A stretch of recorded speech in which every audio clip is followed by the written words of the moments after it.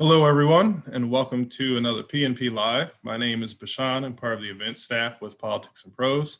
Before we do get started with our event, just have to go over a couple of quick items. The first being that at any time, if you would like to ask questions of either one of our authors, you may submit them in the Q&A box, which you can find towards the bottom of the Zoom screen. In addition to that, if you go to the chat section, you will be able to find a link where you can purchase a copy of the books from both of our authors today. You can get Tangled Up in Blue and Chokehold, Policing Black Men from the Politics and Prose websites. Of course, we highly encourage you and we thank you for your patronage. That said, I have the pleasure of introducing Ms. Rosa Brooks in her 40s with 2 children, a spouse, a dog, a mortgage, and a full-time job as a tenured law professor at Georgetown University. Rosa Brooks decided to become a sworn armed reserve police officer with the Washington, D.C. Metropolitan Police Department. A liberal academic and journalist with an enduring interest in law's troubled relationship with violence, Brooks wanted the kind of insider experience that would help her understand how police officers make sense of their world and whether that world can be changed. In Tangled Up in Blue, Brooks recounts her experiences inside the usually closed world of policing, from street shootings and domestic violence calls to the behind-the-scenes police work during Donald Trump's 2016 presidential inauguration. Brooks presents a revelatory account of what it's like inside the blue wall of silence. She issues an urgent call for new laws and institutions and argues that in a nation increasingly divided by race, class, ethnicity, geography, and ideology, a truly transformative approach to policing requires us to move beyond sound bites, slogans, and stereotypes. An explosive and groundbreaking investigation, Tangled Up in Blue complicates matters rather than simplifies them and gives pause both to those who think police can do no wrong and those who think they can do no right. She is joined today by Paul Butler, a former federal prosecutor. Mr. Butler provides legal commentary for MSNBC and NPR and has been featured on 60 Minutes and profiled in the Washington Post. Currently, Mr. Butler is a law professor at Georgetown University. He is the author of Let's Get Free, A Hip-Hop Theory of Justice, winner of the Harry Chapin Media Award, and Chokehold, Policing Black Men, both from the New Press. He has published numerous op-eds and book reviews, including in the New York Times, the Washington Post, the Boston Globe, and the Los Angeles Times. Without any further ado, Rosa Brooks and Paul Butler. Thank you.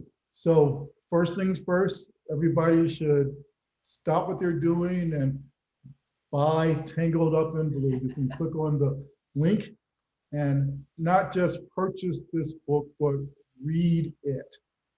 It's a tour de police force. It's enraging.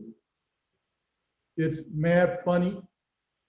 It's wicked smart, often all on the same page.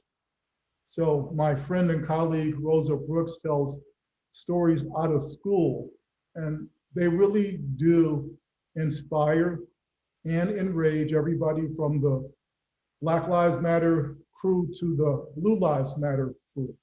So please get this book or read this book. It'll make you smarter and more informed about this crucial conversation, that this book is an important intervention. With that, we want to just have a conversation, and about 30 minutes in, I'm going to open it up to everybody. So please, on the Q&A part of the Zoom, it's near the bottom of your screen, just ask whatever you wanted to ask a police officer. Rosa Brooks will answer. Officer Brooks, what's Officer Brooks. What's a nice progressive white woman like you doing, getting tangled up in blue? As we've heard, you were a very successful law professor. You were also the Undersecretary of Defense in the Obama administration. You now famously had kids and a mortgage and a husband. What made you want to sign up with the DC Metropolitan Police Department? Oh boy, Paul, that's actually that's the hardest question of them all. Well, first of all, thank you, Paul, for having this conversation today, and thank you to Politics and Prose for sponsoring this. I should say I wasn't the Undersecretary of Defense. I was under the Undersecretary, but you know, I like the title.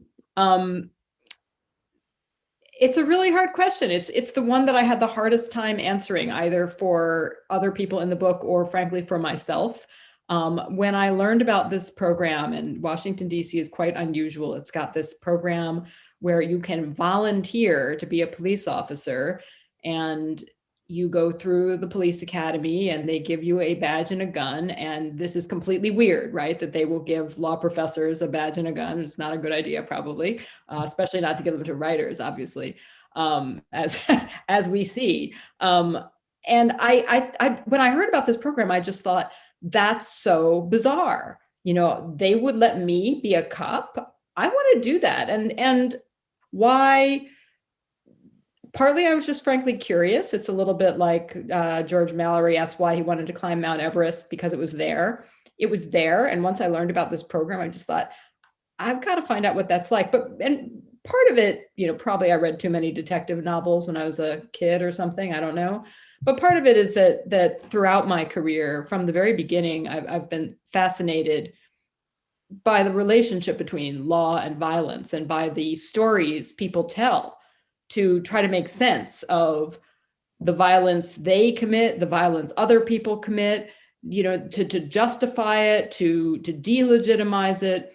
And even going back as far as law school, one of my, you know, I remember writing a sort of a thesis in my third year of law school. I spent a semester in South Africa, which is just transitioning from apartheid. And I wrote about the cultural change in the South African police, the effort to take an agency of the state that had been instrumental in oppressing the majority of the South African population under apartheid and try to turn it into an institution that would truly serve the people.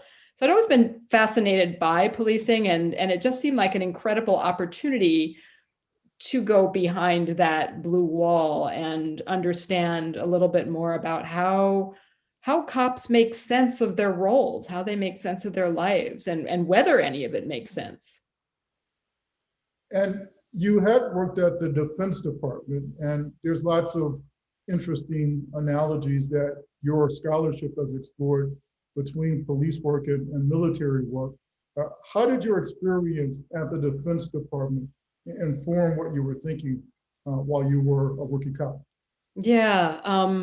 When I was at the Defense Department, part of what fascinated me, and also frankly before I was even there, but was the increasing blurriness in the lines between what counts as war, what counts as peace and not war, what does a military supposed to do, what is a civilian supposed to do, and the blurriness of those lines. And one of the things that struck me when I was at the Defense Department was the ways in which increasingly warfighting looks like policing in many parts of the world.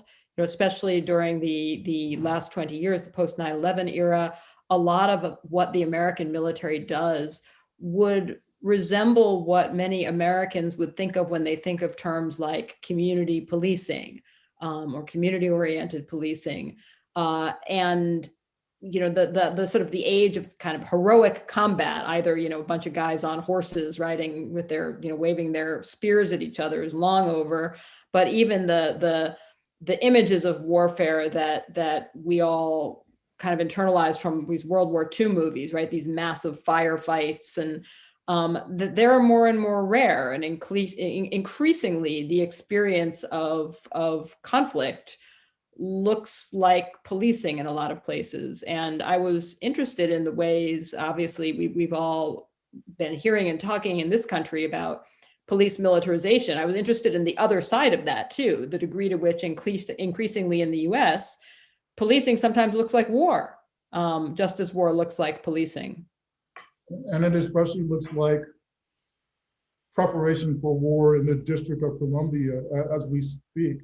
So when you see all of the military officers working with all of the local police officers after the insurrection of January 6th, what are your thoughts about that?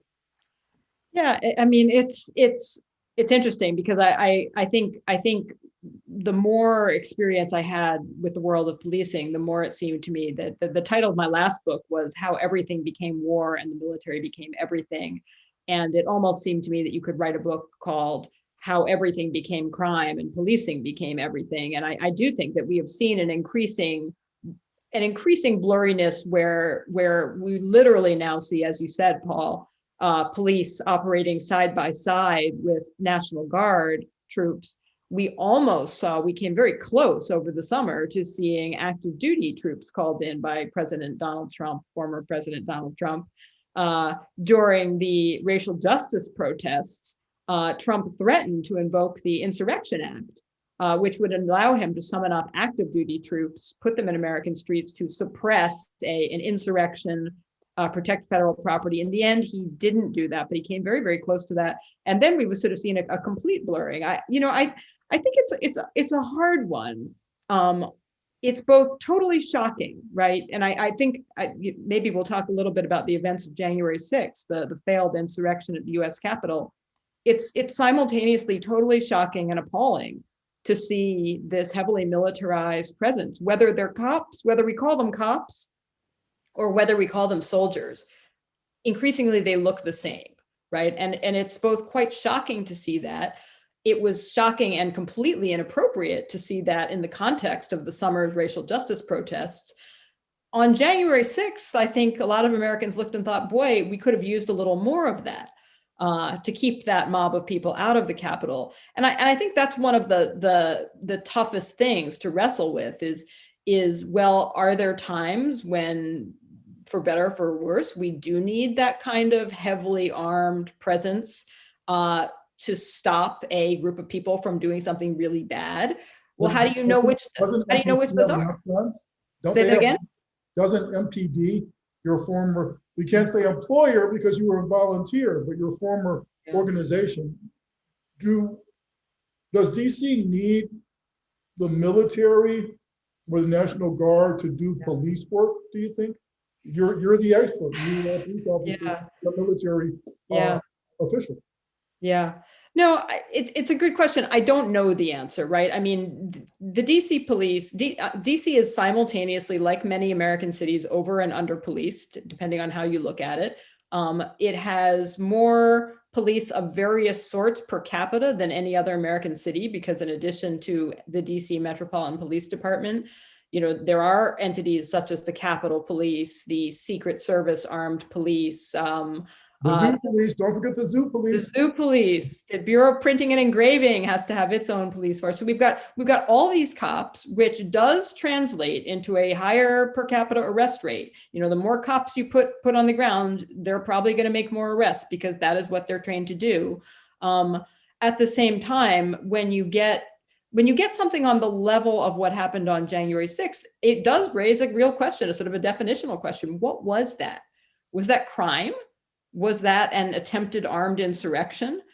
How do you think about it? And I think that one of the conundrums for us all coming out of January 6th, I mean, obviously we all saw the juxtaposition of these images of these heavily armed cops and guard troops responding to unarmed, peaceful racial justice protesters in the summer, which is appalling. And then what appeared to be rather polite police officers, smiling and taking selfies with an armed mob that invaded the Capitol. Something is very wrong, obviously, in how we calibrate risk and who we determine poses a threat and what kind of threat. One of my biggest fears, actually, is that coming out of January 6th, the reaction may be, we can solve this problem of racial injustice by just having heavily militarized response to everybody. And then nobody can complain because, part of the story supposedly, and this may just be butt covering, right, on the part of the Pentagon, but part of the story of why the Pentagon was so reluctant to send National Guard troops to the Capitol to help relieve the Capitol Police as this mob makes its way into the Capitol is they're worried about the quote optics of having this appearance of being overly militarized. It's hard to know whether to just kind of go, yeah, right, you were, I don't know whether that's a good faith concern. where they kind of overlearned a lesson a little too late and with the wrong people. But I think that's going to be one of the huge challenges. And I do worry that we're going to come out of this with an even more militarized cross the board response, because that's the simple way. I mean, this is to draw a parallel, Paul, you're a former prosecutor from a world that you're much more familiar with than I am. When legislators pass mandatory sentencing requirements, they're partly doing that because they figure, well, let's reduce the amount of discretion that individual judges and prosecutors have, because if you have discretion, you have bias. Bias can creep in really easily. So we'll just solve the problem by saying that you don't have any discretion. We're not going to let you say, oh, but this person's more sympathetic or nicer or more likely to be rehabilitated. But on the other hand, what ended up happening, of course, was that you just got more draconian sentences for everybody, which creates a whole different kind of problem. And I worry that we might be right there with policing, frankly.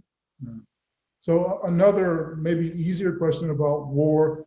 Lawyers like to talk about their war stories, but the stories you tell in Tangled Up in Blue are almost like war stories in some instances. So what's one of your favorites? I don't know, maybe the guy who came from life from the dead, came to life from the dead. What's your favorite war story from your? Oh gosh, I have so many. I'll tell you one thing. It was so interesting to me, the degree to which Donald Trump became a very helpful part of the mental status test. So when police or medics, right, somebody's overdosed or they may be mentally ill, one of the standard things that EMTs will do when they first encounter that person will sort of say things like, okay, what's your name? Do you know what day it is? Are you oriented to time, place, and person? Where are you? And then they'll ask a few questions like, who's the president? And it's a standard part of that kind of mini mental status test. And I do remember, I'll tell you two stories relating to mental status tests and Donald Trump. One of them is the guy you mentioned. We got a call for a man down, and I was very new on the job, and we find this guy. He's lying on the sidewalk. He's sort of sprawled out. His eyes are kind of half open. His eyeballs have rolled up, so you just see the whites. His face has kind of got a grayish cast. He's not moving. He doesn't seem to be breathing. I'm freaking out. I'm like, oh my God, he's dead. I kind of go up to him and I sort of nudge him a little, and I'm like, sir, are you okay? Nothing. And I say, hey buddy, are you all right?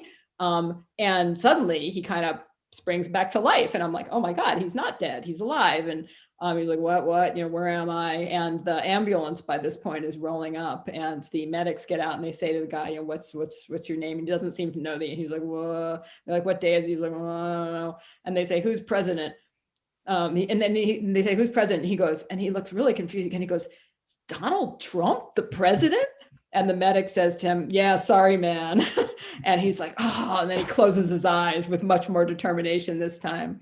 But the other Donald Trump story was a woman who also perhaps had an overdose, and they're giving her the mental status test, and she's totally muddled up. And, what's your name? What day is it? And they get to who's the president? And she goes, that white motherfucker. And the medic is like, you're good. You're oriented. So anyway, I don't know if that was the kind of story you were looking for, Paul, but totally. And speaking of white motherfuckers, you signed up to join 12 after the police had killed Tamir Rice, and Michael Brown, and Eric Garner, and Freddie Gray. What were you thinking? Yeah, I mean, as I said before, part of what I was interested in is just understanding how do people make sense of this, right? This is a moment when I joined the Reserve Corps, then as now, the whole country is talking about policing. The whole country is talking about race and policing. The whole country is talking about violence and policing. And I was really interested in how do cops try to make sense of this? What stories do they tell themselves about this? Did they say, oh, it's a bunch of bad apples? Did they say, well, no, there's something going on here that other people don't understand, that we understand, that makes this all okay? Did they see themselves as being part of an institution that is deeply, deeply flawed? Do they think it's fixable? How does that look to them from the inside? You know, something I wanted to find out. Obviously, you know, you're on, one is on, I am on, I was on, you know, murky ethical terrain. And one of the things that I struggled with when I started this, I didn't know how far into it I was going to go. You know, I sort of thought, I'm just going to, this is so weird that they have this program. I'll just apply. I can't, they're not going to take me. Plus I wouldn't do it if they did. You know, I just want to kind of see what this is like. And then they accepted me. And I was like, you know, holy shit, they're going to let me do this. And I thought, well, I should just go through the police academy and see what it's like. And that was fascinating. And then I had put a huge amount of time into it. And they were like, here's your badge, you know, off you go now. And I was like, well, you know, maybe I should do this a little bit longer and sort of see what it is, see what it's really like. I've come this far, but at the same time, I had one of those moments, right? It was precisely at that moment where I finished the police academy, where up until that time, you know, I had been able to say to myself, you're someone who's interested in observing police and who's interested in observing them and understanding how they are trained and the stories they tell themselves about race and violence and other issues, and understanding how people who are willing to use violence make sense of that. And then suddenly I had to decide, you know, am I willing to be a person who potentially uses violence? You know, and I had to sort of struggle with, I'm still not sure of the answer on some level, right? Because, and for me, like most police officers, it was never actually put to the test in any way, you know, because the vast majority of police officers will never point their weapon at someone in their whole careers, much less shoot somebody. And yet, obviously, that possibility is always there. You know, and here we're not even talking about the kinds of appalling murders that you mentioned earlier, but you know, even just in self-defense, right? Or you can imagine, we can all imagine situations where police really are protecting people using force, as well as situations where police officers are using the coercive powers of the state for horrifically awful reasons. And I, you know, it wasn't tested for me. And You say but it was not tested. not really, not in terms of the use of force, but What but was it tested? Was the critique that Mhm. police work is about racial control, and what police enforce is a racial law and order. Well, what was that tested? For example, how many white people did you search? How many white people did you arrest? I can tell you that it was about, in terms of arrest, 1 out of maybe 15. It was overwhelmingly African-American people. And white folks are about somewhere around 45 to 50% of DC. And to be fair, some of this was because of the district to which I was assigned, which was DC's 7th Police District, which is heavily African-American. But it is also true that if you look across the entire city, those extreme racial disparities exist across the whole city. So that's not the whole explanation. No. And it was something, you know, one of the things that was really interesting and disturbing for me was, and you've seen some of this yourself, Paul, and I should say to those people who are watching us that Paul works with me and several of our other colleagues at Georgetown. We started a program called the Innovative Policing Program, and one of its major sort of sub-projects is the Police for Tomorrow Fellowship, which brings young officers to Georgetown Law for pretty intensive workshops on some of these very issues, such as race and policing. And one of the things that's kind of fascinating, disturbing, hopeful, depends which day of the week it is and depends who you talk to, is to see these officers trying to struggle with exactly that question. And you know, I think I'm sure you remember, Paul, some of the conversations we've had with them, and you get the responses that people have kind of run the gamut. They range from absolute denial, there is no racism in policing, no. And this from African-American officers as well as from white officers. There is no race in policing. We go where we're told to go. We go where the 911 calls come in. And I really resent anybody who tries to tell me that there's any element of racism anywhere in there. I am not a racist, period. So shut up, all the way to people who kind of say, yeah, there's racism all over the place. And yes, policing is part of that apparatus. And yet I still believe that I can be an anti-racist within an institution that in so many ways is the inheritor of the coercive powers of a racist state and continues to be so. And it's it's a terrifically, it was intellectually, it was fascinating to me to see cops having those conversations. And one of the things I talk about a little bit in the book, for all that I just described, cops saying, I'm not a racist, there is no racism. I talk about hearing police officers, including African-American police officers, talk about residents of the community they served in incredibly demeaning, dehumanizing ways. These people are just fucking animals, that kind of language to talk about residents of the neighborhoods they were working in. Yeah, I found that really interesting. It reminded me of a story that my mom doesn't like me to tell, but she's given me permission to tell it. When she was a public school teacher in Chicago, and she came to her school one day and found that it had been ransacked and that computers that had been donated to the school had been destroyed. And it was an all Black neighborhood. And my mom said she was so mad, she just thought to herself, why would anyone do that? Those N-word. And you talk about cops talking about Black people, Black cops talking about Black people in terms like that, using words like animals, saying that they deserve to be clipped. What do you make of that? And I know this is a hard question, but were you ever tempted to go there, given some of the stuff you must have seen? Well, I'll answer that question first, because that's an easy one. No, not at all. I mean, my work over the course of my career, I've worked all over the world, and I've worked in places where there have been just horrific human rights abuses on a massive, that make us look like a rose garden, right? Genocide, crimes against humanity, Bosnia, Lord's Resistance Army rebels in Uganda, et cetera.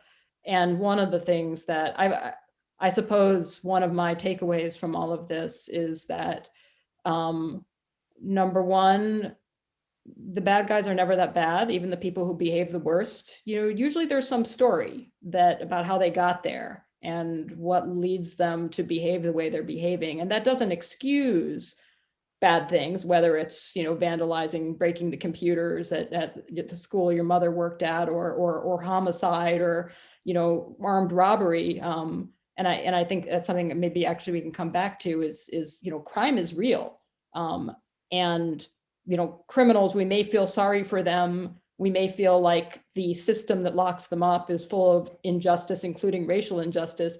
And yet crime also has victims who often themselves are poor people or people of color. And grappling with that is, I think, one of the toughest things. But that notwithstanding, I do think that, one of the takeaways for me from all of this work is that there aren't a lot of people out there. There are a few, but not very many, who are just psychopaths or sadists, who say, oh, I hurt people because it's fun. Most people, I think if you found the people who smashed those computers, they would probably be kind of ashamed of themselves. They'd probably say, I don't know what we were thinking. We got together, we were drinking, somebody thought, oh, it's a school, we hate school. And then the next thing I knew, we were doing it. And I'm sorry, that I tend to think that, number one, most perpetrators and criminals are pretty normal people.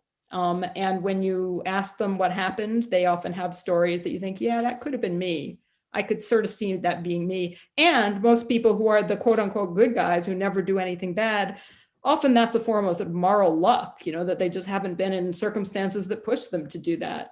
So why, in terms of all the work that people could do, given what you just described, why would you want a job when it's your work to lock those people I don't want that job, and that's why I'm not doing it anymore. But part of the answer is because that's how we learn. That's how we understand institutions. That's how we understand how to change them as well. And if I can turn the question around a little bit, you spent years as a prosecutor, locking up Black men, as you put it in your book. And what was that journey like for you? I mean, what made you want to be a prosecutor? I know that when I talk to cops about why did you want to be a cop, usually they have a story that has to do with having been a crime victim or having someone they were close to being a victim. That they very much see it as, I want to protect people. I want to keep people from being victimized like I was, like my mother was, like my brother was.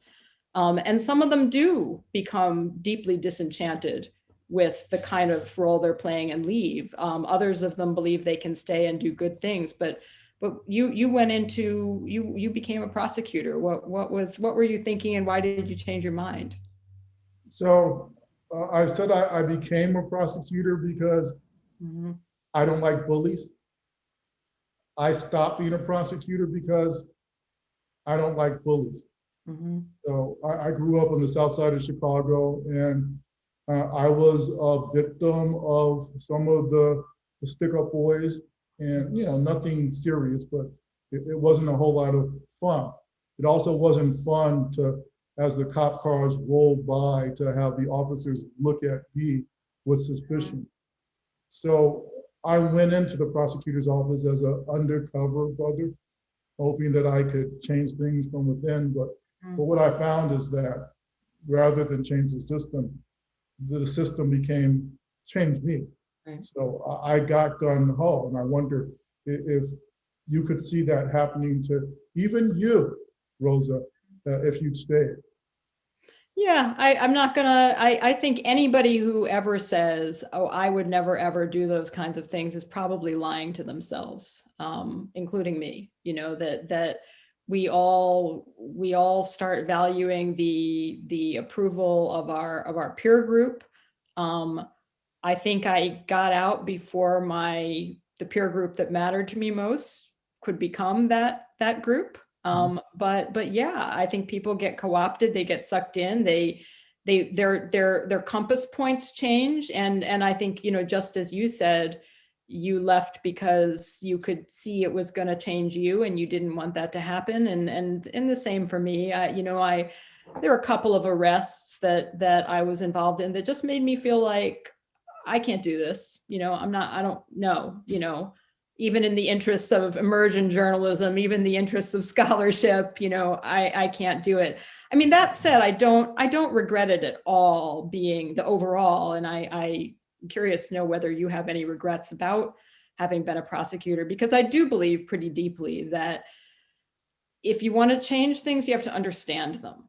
And there is a danger, this is the Nietzsche line that, if you gaze into the abyss, take care that the abyss doesn't gaze back at you. But if your business is, fixing abysses, at some point you're going to have to give it a peek, right? And I do feel like I have a much keener ability now than I would have had, but for this experience, to say, these are the things that are wrong. These are the things that we need to change. These are the things that can be changed by police. And these are the things that can't be changed by police, that have to be changed by others outside of policing.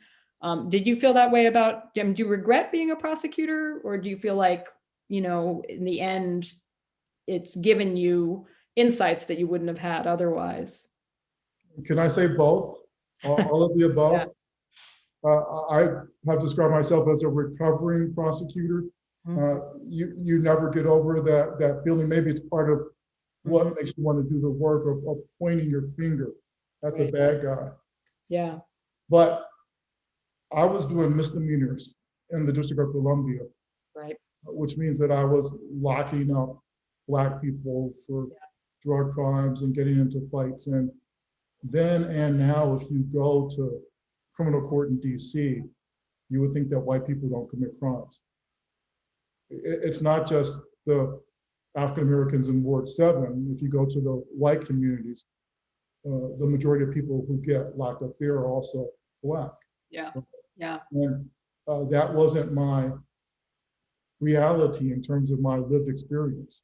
You know, I'm a law professor, I teach criminal law, and the theory is that prosecution and punishment are for people who are the most dangerous, right, the most immoral, and that wasn't right. what I was doing as a prosecutor. But yeah, it gave me insights, which I knew when I met you, and we're buddies, so I could have just told you. You didn't have to join the police.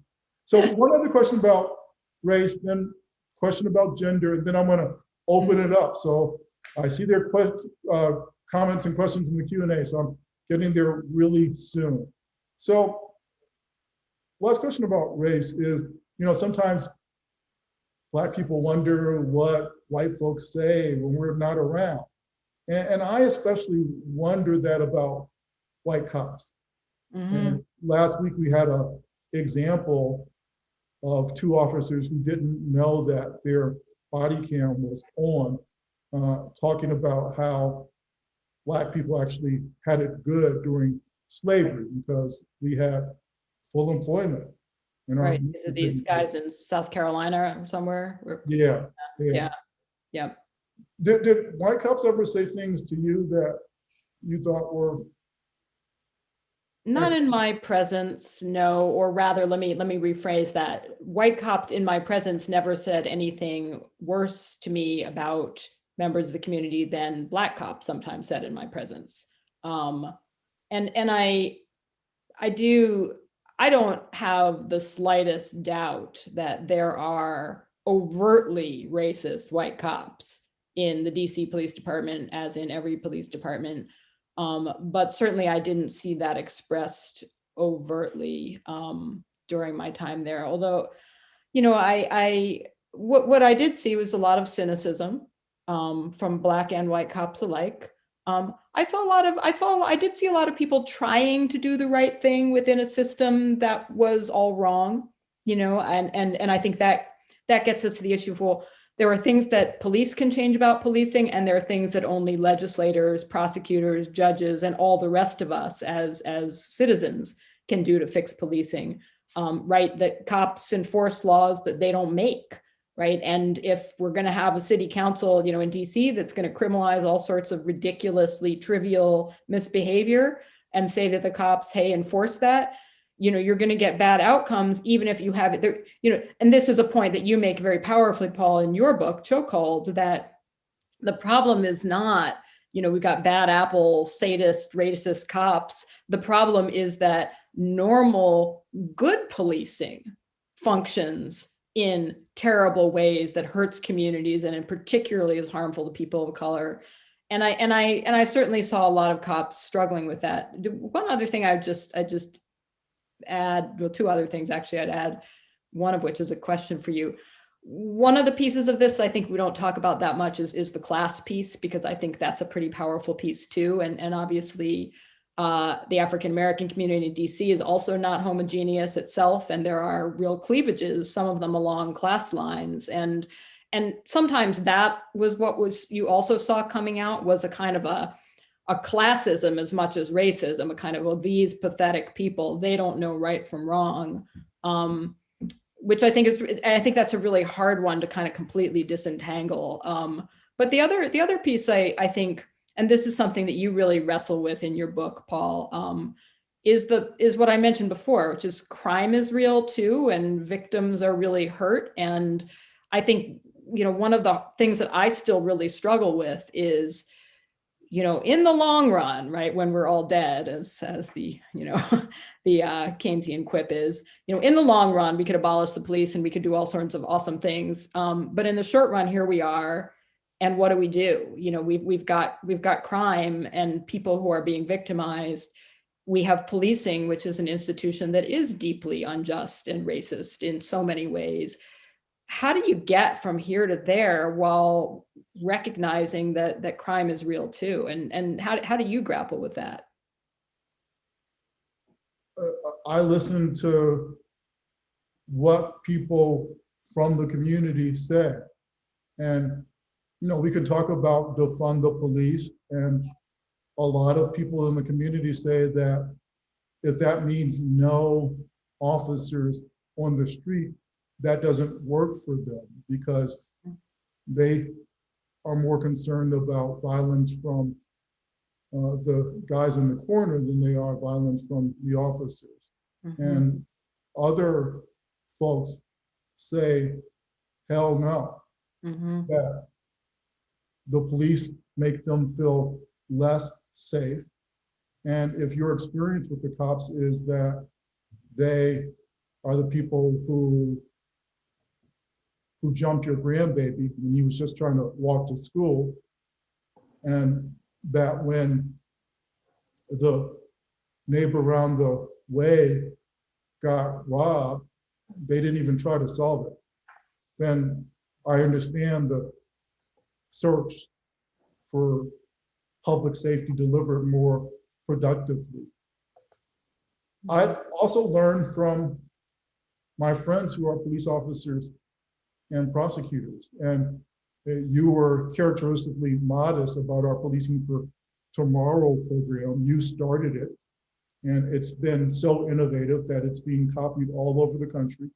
The idea is that as a supplement to what's often an inadequate education in the police academy, a select group of rookie cops come to Georgetown Law School, and once a month, they talk to other folks outside of the academy and learn important things that every cop ought to know that they might not learn in the academy.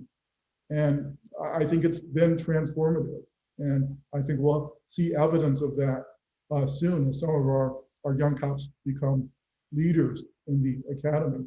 And from those folks, I've learned some about what you were mentioning about class and race. So a lot of our cadets are young African-American and young Latinx people who, when they're not in uniform, they have some of the same bad experiences with cops as any other Black or Latinx person.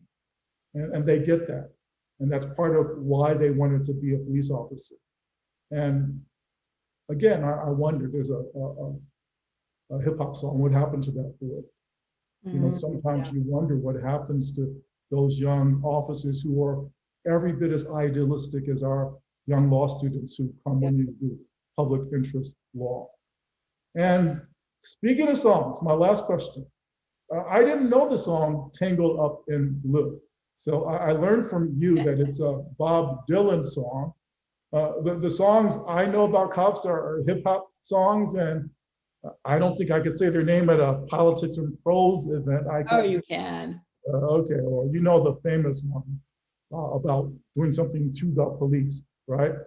But the Dylan song that I do know and love is Just Like a Woman. And the version by Roberta Flack is Everything. After you buy Tangled Up in Blue, listen to Roberta Flack's version of Bob Dylan's Just Like a Woman. Gender and policing. Talk about that. Yeah. Well, we don't have much time left because we want to go to questions. So all I will say about that is that there is a ton of research out there that suggests that women police very differently than men do, that women are less likely to use excessive force. They are more likely to treat people in a respectful and compassionate way. They cost cities a lot less money in court settlements for inappropriate police behavior and abusive behavior and court-ordered damages. And at the moment, women make up only about under 13%, it's about 12 to 13% of all law enforcement officers nationwide. DC, the percentage is a little bit higher, but it's still, it's fewer than 20% of officers are women. Okay, hold up. You're not only an egghead professor who reads studies, you were a woman cop. And did you ever see guys do stuff or have conversations with other women officers when you thought? Yeah, I did. Absolutely, right. And there's a little bit there's an element. We've talked about race, we've talked a little bit about class, and there is absolutely an element here about gender and what today we call toxic masculinity. I absolutely had conversations with other women who'd sort of say, these guys, especially these young guys, they're so determined to, show who's toughest, show who's fastest, so show who can drive the fastest, who can run the fastest, who can yell the loudest. And that is actually not something that I think you really want necessarily in a police officer. Okay. So some great questions from the audience. One is simple. How is police effectiveness measured? That's a great question. And one of the problems is that nobody has any idea, right? The traditional measures, which are really suspect, involve doing things like saying, well, let's compare arrest rates and crime rates. And if when arrest rates go up, crime rates go down, then policing, it's working. Whereas if crime rates keep going up, then what you're doing is not working. And in fact, I think one of the huge problems, and this is partly an empirical, just a paucity of data, and it's partly just that this stuff is just complicated. We don't have the slightest idea, frankly, what makes crime rates go up or down. We really don't know. And we don't have the slightest idea what constitutes good policing or how you would measure it. I mean, it's quite shocking. And one of the things that in the Police for Tomorrow program that we've talked about a little bit at Georgetown that we push our young fellows about is, what is good policing? How would you know if you're doing it? How could you tell? Is it how many people you arrest? That can't be right. And most of them know that. Most of them do say, yeah, that's not right. Is it the wealth level of people in your community? Is it their happiness level? It is a survey that they fill out saying we like cops. How on earth would we measure this? And there is no consensus either in this city or nationwide about what policing is or how we know if it's working. And that is a really fundamental problem, needless to say, because to quote if we're going to quote, Bob Dylan, Roberta Flack, et cetera, we should quote Yogi Berra, if you don't know where you're going, any road will get you there. But we don't know where we're going. So actually, I think, frankly, all we really are doing is running around in circles. And Eileen Drucker has a follow-up. She asks, is there any recognition for discovering evidence to overturn a wrongful conviction? Is there any reward for avoiding arrest and finding an alternative to incarceration? Yeah, it's another great question. It's something that we've actually talked about with officials at the DC Metropolitan Police Department, is how do you change the incentive structure? And our fellows will sometimes say, in frustration, I feel like on the one hand, we hear the chief saying to us, we don't measure our success by arrests. And often an arrest is the worst thing you can do. And you should be thinking about alternatives to arrest and using your discretion to seek alternatives to arrest. But then they say, but there we are, we're out on the street, we've got some kind of situation. And if we don't arrest somebody, the sergeant's going to say, why didn't you arrest that guy? Or maybe, somebody who turns out to be the mayor's third grade teacher is going to call the mayor and say, I called the police and they didn't even arrest this guy. And how do I reconcile these things? And I think it's a real problem that we don't currently have a way to acknowledge, measure, or reward officers who solve problems in ways other than through arrests. And it's partly just we like things that we can count, and we can count arrests, and we can't count dogs that don't bark, and we can't count, problems averted by officers who realize that arrests were a bad idea. I think part of what we've been talking about is the idea of really putting out there in writing, here are the reasons that an arrest might not be a good idea, and helping officers realize that if the more they can document, here's why I didn't make an arrest, the less likely they are to have their sergeant or the mayor's third grade teacher say, well, you did that wrong. If they can say, look, I didn't make an arrest because, here is why I concluded that it would not serve justice, it would not serve the community, it would serve neither the victim nor the perpetrator. But it's a really hard nut to crack. Yeah, and I hope you're right about how the higher ups would respond. I think one of the most powerful moments that I experienced in our Police for Tomorrow program is when we had high-ranking police officials there, and our rookies could talk to them about whatever they wanted. And one of our cadets said that he patrolled a neighborhood that he grew up in, and he knew a lot of the guys. And sometimes he saw them smoking marijuana in public outside, which though marijuana possession is legal in the District of Columbia, you can't do it in public. And he said he'd walk up to those guys and say, you know, you're not supposed to be smoking outside. And they'd say, oh man, we know. And they put out their joint. And he said, that's good policing. And he doesn't get credit for that. And I wasn't confident that the higher ups really understood that. Yeah, yeah. So Colleen Ryan says, as a female officer, she's wondering how increasing the number of women in policing can become a bigger part of the conversation about reform. Would that work? Would reform be advanced by having more female officers, do you think? I think yes. I mean, so obviously, look, you can have more women, you can have more officers who are African American or Latinx or whatever, and it won't solve these sort of underlying structural problems in policing one little bit. That said, and there is ample reason to think that at least when it comes to some of the more egregious problems, the sort of the rude, not just, I mean, we rightly focus on police killings because ending someone's life is the worst thing possible.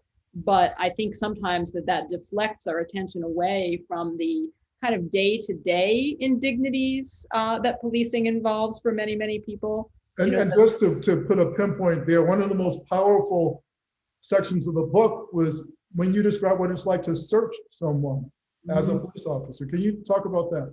Yeah, I mean, police officers are trained. If you search people, you're going to get really up close and personal. You're supposed to be, if it's a woman, you're running your hands inside the line of her bra. You're running your hands up around people's private parts. You're told constantly, where do you think the bad guys are going to hide their drugs? Where are they going to hide their razor blade? Well, they're going to hide it in the place that they think you're going to be too squeamish to search. So you got to search those places, which basically means you're groping somebody, right? I mean, that's what a search is. You're going to get groped, and it's going to probably be in public, and it's be in front of your neighbors and maybe in front of your kids, and it's going to be creepy and unpleasant, and you didn't consent to it. You're not going to like it. It's going to be humiliating. And even if you leave that aside, needless to say, and again, this doesn't go to the deep structural problems, right? But the difference in an encounter with the cops and having somebody say, hey, get over here, right now, hey, lift up your shirt so I can see your waistband, and versus having somebody say, hey, look, we got a report that there was a man with a gun. He seems to match your description. Would you mind? Is pretty significant. And Paul, you have elsewhere sort of said, hey, if it's unconstitutional, it's unconstitutional, whether you're nice about it or you're rude about it, which is absolutely true. And this is why I say this isn't going to touch the deep stuff. But if somebody's going to do something, we'd all, I think, rather have them not be egregiously an asshole while they're doing it, more than they have to be. And I'm not sure now I probably should have said that on a family Zoom. But women do seem to be much, much, much less likely than men to compound the structural injustices of the American criminal justice system by egregious and gratuitous obnoxiousness and excessive force. So, again, 50% women as police tomorrow wouldn't solve the deeper problems, but it would probably solve some of the more superficial problems, which aren't so superficial, right? If you're, it doesn't solve the injustice of what gets criminalized or the lengths of sentences or anything else. But, if you're somebody who is used to having cops come up and shout at you, having cops who don't shout at you is, it's not nothing. Yeah, definitely. Question about police training, and that it's been heavily criticized for making cops overly militant, making police officers hyper vigilant. And Rosa, you and I have talked a lot about the academy and what you learned there and what you didn't learn. What are your thoughts about how police are trained? I do think police training is a big part of the problem. You know, and again, this doesn't address structural inequities in the criminal justice system writ large, but I think that cops are trained in a way that I think they're trained in a way that, among other things, greatly increases the risk of police killings. And one of the things that really struck me very powerfully in the police academy was the degree to which the kind of unwritten, unofficial lesson of the experience was that anybody could kill you at any moment, and you had to treat every encounter and every person you encountered as someone who was potentially about to kill you. And that's simultaneously true, of course, and yet profoundly distorting, right? I mean, sure, any encounter could turn lethal in a minute, not just if you're a police officer, but for any of us, right? We could decide to go to the post office and the postal clerk is cracked up and shoots everybody in the building. That could happen. But it usually doesn't, right? It usually doesn't. And I think that the more you are trained to view every encounter as potentially a source of threat, every person as potentially a threat, you know, if you think threats can come from everywhere, you're more likely to perceive threats that don't exist, right? And you're more likely, when someone reaches into their pocket or into the glove compartment, you're a whole lot more likely to go, oh, I've been trained to believe that people who reach suddenly into their pocket or the glove compartment are probably going to pull out a gun. I'd better shoot first. And, you know, the sort of wonky lawyer way to talk about this is that that kind of training and the legal structure that surrounds it, which very much favors well, let's not second guess the police officer. If it could have been reasonable for that officer to believe that there was a threat, that legal framework shifts the costs of mistakes onto ordinary people and away from cops, right? So if a cop is wrong, if a cop misjudges the threat, and the cop misjudges it in the direction of, you know, not seeing a threat when they should see a threat, you get a dead cop. If the cop misjudges the threat by thinking there's a threat when there isn't, you get a dead individual, you know, often unarmed, who pose no threat. To my mind, if you're going to have somebody bear the tragically, you know, fatal cost of a mistake, I would rather have it be the people who are trained and paid and who signed up to take risks, not people who never signed up to do that. And right now it's the exact opposite. We've trained cops to assume that their safety is paramount, rather than to say to themselves, no, my first mission is to keep members of the community safe, even if that means that I am at greater risk. But it's scary work, right? I tell my students about a time where I called the police in a neighborhood in DC, Mount Pleasant, for folks in DC, that when I lived there 20 years ago was different from now. And I was concerned that there had been a burglary in my house when I left. The window was open. I never left the window open. What did I do? I called the cops. Yeah. And the cop came, not the cops, one cop came. He said he'd go. I was scared to go in. He said he'd go, take a look around. He did. Said everything looked fine, but wanted me to come up and see if anything was missing. I did. I said everything looked fine. He said, okay, I'm going to take off. I watch enough scary movies to say, well, what about the closets? Maybe he's hiding in the closet. Cop said, I'll tell you what. So what he did was, I would stand to the side and open the door to the closet, and he would point his gun. We didn't know if anybody was going to be in there, jump out at us or not. Yeah. No way I could do that work. I don't have the courage to do that work. So last question, because we're out of time. Were there times, I'm sure there were, when the work made you feel like an asshole? Yeah. Were there times, and I'm sure there were, when the work made you feel like a hero? So can we end like with maybe a time you felt like a jerk and a time you felt like a hero? I never felt like a hero, but I sometimes felt like a jerk. And the two that stand out, and I know we're almost out of time, so really quickly, one was we ended up having to arrest a woman who had shoplifted food, and laundry detergent and chicken thighs is what she'd shoplifted. And we didn't arrest her because of that. We were not going to arrest her because of that. But we arrested her because my partner ran a warrant check and found out that she had an outstanding warrant, which turned it into more of a mandatory arrest situation. But the warrant was for failure to appear, which probably meant that she hadn't shown up at a hearing for some other food shoplifting type of thing. And I just felt like the shittiest person in the world to arrest this woman. That's one example. So why'd you do it? I felt at the time that we didn't have a choice within the terms of the job, but that was actually one of the moments that for me very powerfully, much as you with your story of being a prosecutor, that was one of the moments where I thought, I can't do this. I can't keep doing this. I can't. I don't want to be part of that. Much as I admire and like many of the police officers I know, I don't want to do that. I don't think I ever felt like a hero. There were moments where I felt like I did something that was helpful, or I was able to be compassionate for someone in a difficult situation.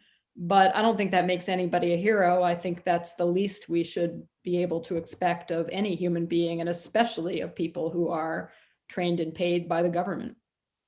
So I don't know if writing Tangled Up in Blue, policing the American city, should make you feel like a hero, but maybe it should. I think it should certainly make you feel brave for telling these stories out of school. And it's a crucial intervention in one of the most important national conversations. Rosa Brooks, thank you for your work. Thank you for this book. Thank you for your inspiration. Thank you so much, Paul. Good night, everybody.